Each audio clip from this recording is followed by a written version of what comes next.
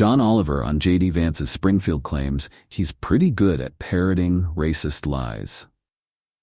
John Oliver opened Sunday's Last Week Tonight with an excoriation of Donald Trump and his running mate J.D. Vance's lies about Haitian immigrants in Springfield, Ohio, whom they have falsely accused of eating people's pets.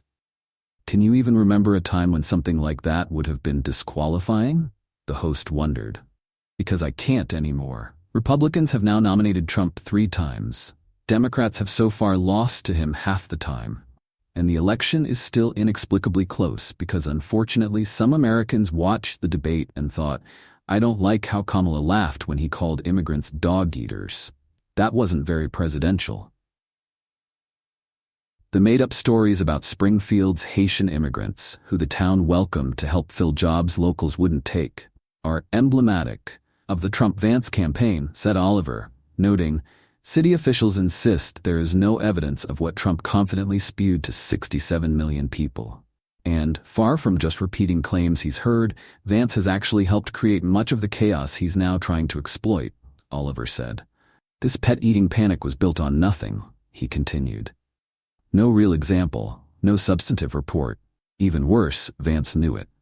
According to a Wall Street Journal report, Vance called the Springfield city manager, who told him that the rumors about stolen pets in the town were simply not true. So Vance knew it was a lie this whole time, said Oliver. But instead of just admitting that, he and his campaign have been scrambling to dig up new bullshit evidence, all of which either bears no resemblance to the claims he's made or falls apart at the slightest scrutiny. While Vance is not good at lots of things, Oliver added, it turns out he's pretty good at parroting racist lies like the spineless dipshit that he is. In his main segment, Oliver addressed issues with Social Security disability benefits, which 15 million Americans rely on to provide for basic needs like food, shelter, and medical care. The benefits are administered through a pair of programs, Supplemental Security Income, SSI, which is need-based and intended for the elderly or disabled, and Social Security Disability Insurance, SSDI, for people who contributed to Social Security through payroll taxes but are unable to work substantially due to a disability. If you qualify for either, you also qualify for Medicare or Medicaid.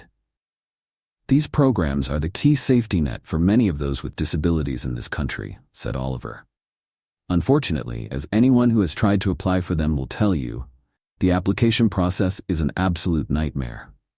The fact is, most disabled people who apply for disability benefits do get denied, he explained. It's one of those things that doesn't make sense, but is actually true, like how most truffle oil isn't made with truffles, or the oldest person alive technically never dies, or the fact that Tim Walz is younger than Weird Al. A Government Accountability Office report found that between 2014 and 2019, about 48,000 people filed for bankruptcy while awaiting a final decision about their disability appeals. These benefits can be hard to get, easy to lose, and can turn your life upside down, said Oliver, as they are governed by narrow criteria not based on a doctor's diagnosis, but a list of specific conditions. And the criteria can be, as Oliver put it, wildly out of step with modern medical practice. He added, your records could be reviewed by someone who's never met you. You could be briefly examined by someone with no expertise in your condition, and they can use outdated data to determine whether or not you get critical benefits. To answer the question of whether a disability prevents someone from working, the agency consults a list of occupational titles that was last updated in 1977.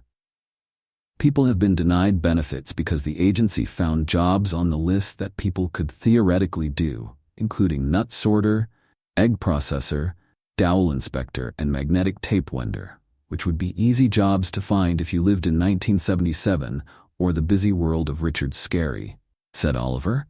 But it's a ridiculous list for the modern day. Part of the issue is that the Social Security Administration has been underfunded for over a decade, after a Republican-led Congress slashed its budget in 2011. It is frankly no wonder that last year there was a backlog of 1 million pending initial disability claims, said Oliver. Once you do get benefits, you must comply with stringent income and asset limits to keep them.